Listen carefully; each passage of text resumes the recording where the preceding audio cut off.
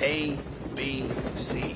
A always B, B, C closing. Always be closing. Always be closing. Welcome back to Thinking Critical. This is Wes, and the numbers are in for January's comic book sales, and it's time to break them all down and talk about what it all means for DC Comics, Marvel Comics, and the indie comic scene. So overall, sales of comics and graphic novels are down in comparison to January of 2019. Marvel Comics dominated the top 10 comics sold, led by their X-Men series and debuts of Thor, Star Wars, and Guardians of the Galaxy. But the big story is DC Comics' Wonder Woman 750 easily outpacing the competition even with its $10 price tag. And this is the first time ever the Wonder Woman series has led the comic book industry in sales for a month. Now, she's been part of team books that have been number one, but the Wonder Woman series itself had never been the top seller before January. In this video, I'm going to cover a report on strategic market trends and kind of talk about what both DC Comics and Marvel are doing as far as the market goes. After that, I'm going to talk about the comic sales numbers and some of the finer details for both publishers, what's hot, what's not, what it all means. And finally, I'm going to read Comicron's John Jackson Miller's comic sales summary. Let's start by talking about the market share. According to Newsarama, Marvel was January's top publisher as usual with a 39.98% dollar share and a 46.67 unit share. DC placed second at 29.33 and 29.73 respectively. Image was third with a market share of 5.6 in both categories. January's comic book sales were down 6.7% in dollars versus January 2019 and 8.64% in units, while up 5.09% in graphic novel dollars sold, though dead even in units shipped. That starts the year off with a deficit of 3.26% in dollars and 7.99% in units versus 2019. As far as Marvel Comics goes specifically, they shipped 101 new comics in January 2020 with an absolutely absurd total of 25 new number one comic issues. That's 25%, one out of every 4 new comic books Marvel produced in January 2020 were number one issues. It's just a problem. Marvel's strategy of constant reboots and never-ending event series is just really bogging the market down. I can't believe 25 new number one issues out of 101 new comics total.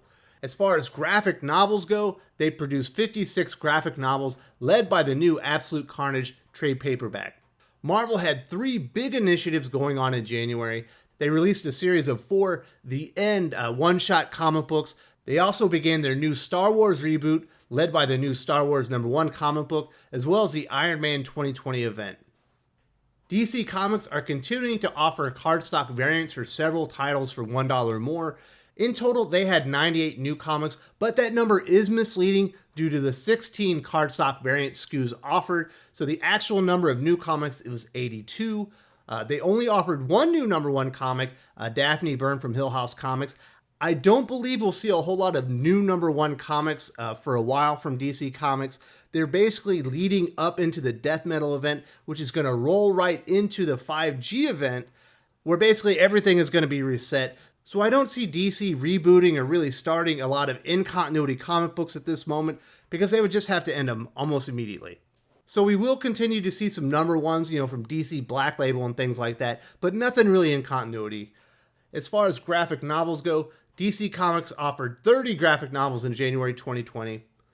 The big initiative at DC Comics, has been You're the Villain. It seems like it's been going on for months now, like 8 months. Several tie-ins to their ongoing series. We've also got the Batman Superman series that spun out of that, as well as Hell Arisen, and the Justice Dumore story and Justice League that are all moving towards Scott Snyder and Greg Capullo's next big Dark Knights, a death metal event that's coming up in May, which, like I just mentioned, will be rolling into 5G. Both DC Comics and Marvel had a noticeable increased emphasis on graphic novels in January. Now let's move on to the comic sales numbers and some of the finer details on that. According to Newsarama, figures released by Diamond Comic Distributors Friday morning, the Wonder Woman 750 anniversary issue was the top comic book in January, following in the footsteps of most of the big number celebrations DC and Marvel have released in recent years. Wonder Woman 750 was one of just 2 books for DC in the top 10, Batman 86 ranked number 7 being the other, with Marvel accounting for the remaining 8 titles. Donny Cates and Nick Klein's Thor number 1 was their top book at number 2, followed by Charles Soule and Jesus Saya's Star Wars number 1 at number 3. Star number 1 at number 10 was perhaps a surprise qualifier for the top 10. It actually wasn't a top 10 book, it was number 11, but I'll explain that later. It has something to do with the cardstock variants from DC Comics. The highest ranked non-Marvel DC title was Image Comics Spawn 304, which ranked number 40 for the month. Donny Cates and Ryan Stegman's Absolute Carnage Collecting Marvel Comics crossover event was January's best-selling graphic novel. So as I just mentioned, technically Marvel landed 8 comic books in the top 10, but really it's 7 because of DC's cardstock variants. They were led by Thor, which shipped over 150,000 comic books. Star Wars number 1 shipped 98,000, well under 2014's launch with over 1 million comic books shipped. X-Men 4 and 5, Guardians of the Galaxy number 1, and Amazing Spider-Man 37 and 38 rounded out Marvel Comics top 10 qualifiers. X-Men number 4 outsold number 5 by 13,000 units, which some may perceive as a lagging interest in X-Men moving forward, but there's a reason for this. Issue 4 was a January 1 release, whereas issue 5 was shipped out the last week of January, so there were actually more copies of that print run that were ordered and delivered, and those numbers will increase in February. As I mentioned earlier, Star number 1 almost made the top 10, which is pretty shocking from my vantage point. Star number 1 likely had a lot of predatory ordering schemes associated with it as far as unassociated variant and party variant covers go. There was virtually no buzz associated with Star number 1. No one was speaking about it. I forgot that the comic even existed until I read this report. Another interesting story coming out of this is the absolute freefall that Immortal Hulk continues on. It shipped a measly 45,000 comic books in January. Immortal Hulk was shipping between 75 and 85,000 comics monthly just 3 or 4 months ago. It has been in a steady freefall ever since Immortal Hulk 25, which just did not fit in with the tone of the series. And then after that, writer Al Ewing has really turned his Immortal Hulk series into like an anti-capitalist statement, which makes no sense for the character of the series, and it's just really turned people off. Looking at some of the other numbers at Marvel Comics, there were significant drops as far as Dawn of X goes. Looking at the Dawn of X titles outside of X-Men, in descending order, the most popular is X-Force, New Mutants, followed by Excalibur, then Marauders, and Fallen Angels, and those sales range from 53,000 at the top down to 40,000 at the bottom, with Fallen Angels. Iron Man 2020 number 1 had a very disappointing 55,000 comics shipped. That seems like a big number, and in today's market it's pretty good, but for a debut issue of an event series with a big name writer attached to it on a big character like Iron Man, Tony Stark, those are event Leviathan numbers. Those are embarrassing. I guarantee you Marvel Comics was expecting numbers much closer to that 6-digit 100,000 comic ship number. 55,000 is kind of depressing. As far as the end one-shots go, they were led by Venom at 44,000 units shipped. Then there's a huge drop-off after that. Miles Morales, Deadpool, Captain Marvel, and then Doctor Strange, shipping between 22 and 28,000 comics each. Some other number 1 issues of note, Marvel's X number 1 hit 50,000, but that was with overships. Hawkeye Freefall did about half that number, but also received a significant overship on issue number 2, but not number 1. So that was pretty interesting. Atlantis Attacks shipped under 20,000. That's embarrassing. That's DOA right there. And then even worse, Jessica Jones Blind Spot shipped just over 15K issues. Ooh. Get some better writers on these comic books, Marvel. You're killing these characters with terrible writers like Greg Pak and Kelly Thompson. Yuck. There were other notable overships as well. Ravencroft number 1 appeared to have a double overship, and Avengers of the Wasteland number 1 appeared to have a 50% overship. Now let's talk about DC Comics and their big hit for the month. Wonder Woman 750 continues DC's excellent performance with high-priced milestone issues, following up on Action and Detective Comics 1000. Due to the insane popularity of these big celebration issues, Do not expect this to stop in the future. We already know Flash 750 is in the works, going to be $10. We've also got 80th anniversary celebrations for Green Lantern, Joker, Catwoman, and Robin all coming up. I believe those are all $10 as well. Vote with your wallet, folks. If you like these 80-page, 100-page, $10 comic books that really mean nothing in the big scheme of things, keep buying them because DC's definitely going to keep trying to sell them to you. As far as the rest of the top 10 comics shipped, Batman 86 and 87 both will be top 10 books when adding their cardstock variants to the regular price books. Without adding the cardstock variants, only Batman 86 is top 10, but really, both issues should have been in there. Also interesting of note, there's no noticeable bump from James Tynion IV coming onto the Batman series and taking over from Tom King. Sales appear to have been flat. I don't know if that was speculation by the comic shops, or maybe readers just really didn't put Batman back on their pull list when the new creative team was announced. Only one other DC title shipped over 50,000 issues for the month, and that was Batman Curse of the White Knight number 7, which was about 55,000. That number is noticeably down from 2017's Batman White Knight. Curse of the White Knight appears to be shipping about 30% less than White Knight did in the same time during its run. I can see why that's happening. Curse of the White Knight is a very good comic book, and it's beautifully illustrated. But I don't think Sean Gordon Murphy's story quite holds up with the original White Knight story, which actually saw sales increases throughout its run. Moving on to some of the other DC comics, the Year of the Villain Associated Batman-Superman series is doing okay at 44,000 issues shipped. That's pretty good by today's standards, but you would expect a little bit more from a series led by Batman and Superman. Hell Arisen also is spawning out of the Year of the Villain event. That's by James Tynion. It shipped 32,000 at issue 2. That's got to be disappointing. I'm sure DC Comics expected more interest in Year of the Villain just overall. Year of the Villain doesn't really appear to have done anything good for the titles it was associated with. The only comic series that I've seen get any bump as of late was Hawkman, and that's being canceled soon, so it didn't really help it that much, I guess. As far as the Man of Steel goes, the flagship Superman book is down to 43,000 comics shipped in January. Action Comics is down to an abysmal 35,000 comics shipped. It's just, it's the worst time ever to be a Superman fan. Just Brian Michael Bendis is destroying the character and destroying sales. And if you look at some of the other comic books he's associated with, Bendis is writing Legion of Superheroes. It's already down to 33,000 comics shipped. Young Justice is down to 21,000 units shipped in January. And then there's other titles that are associated with talent that he brought over or are a part of his Warner Comics lineup. Lois Lane from Greg Rucka shipping an abysmal 19,000 issues. It's only going to get worse. Kelly Sue DeConnick's Aquaman is down to 18,000. The amount of damage she's done to that title is just mind-boggling. Mr. Sue DeConnick, Matt Fraction's Jimmy Olsen is down to 12.5 thousand units shipped. Wonder Twins is down to 8,000. Dial H for Hero is down to 6,000. I'm honestly not sure if the writer from Genlock is associated with Brian Michael Bendis, but it feels like he probably should be, and that title is down to 4,000.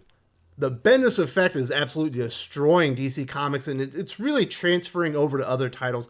Listen to this bloodbath for DC titles, the cream of the crop as far as characters and series. The Flash and Green Lantern series are both only shipping 30,000. Justice League Dark is down to 25,000. Shazam, a Jeff Johns-led comic book, at 24,000. Suicide Squad on issue 2, as well as Harley Quinn's ongoing title, down to 23,000. Nightwing, my second favorite DC hero, is under 20,000 at 19. It's just depressing, people. The Bendis effect, combined with lack of interest in Year of the Villain, just annihilated DC Comics mid-tier comic books, destroyed the sales, and you wonder why the dollar and unit shares are so disproportionate from DC and Marvel Comics. I think a lot of people assume that Marvel Comics overships are why their units shipped are so much higher. No, that's part of it, but it's a small part of it. Really, the thing that's making the gap up as far as dollars and units is DC is selling a ton of Black Label and milestone comic books like Wonder Woman 750, Harley Quinn, Joker, Criminal Sanity, and stuff like that. And those are all premium priced, even higher priced than what Marvel Comics is producing. DC is just really reliant on very high-priced comic books right now. As far as Black Label goes, like I mentioned, Curse of the White Knight, Joker, Harley, Criminal Sanity, The Question, Deaths of Vic Sage are all doing very well at premium prices. I do want to point this out. I was personally told that Far Sector, which is part of the Young Animal imprint under Black Label, was doing really well. It shipped 18,000 issues on issue number 2, so I'm calling bullshit on that. So if it was Perch or it was Pele, I can't remember which one it was. You're really overselling what Far Sector's doing. It ain't doing jack shit, and it's about to fall off a cliff. As far as indie comics and graphic novels go, Spawn 304 was the best-selling indie comic at 35,000 units shipped.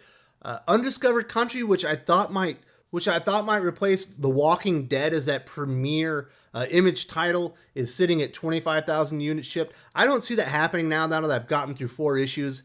It reads more like a TV show than a comic book, so I don't really see that stepping sales up dramatically. Image Comics really needs Saga to come back because they're sitting at 5% market share. That was normally in between 7 and 9% traditionally for the last several years. 5% is really low for them. As far as graphic novels go, like I previously mentioned, Absolute Carnage Trade Paperback was the top-selling graphic novel by units. Marvel also had the top 2 graphic novels by dollars.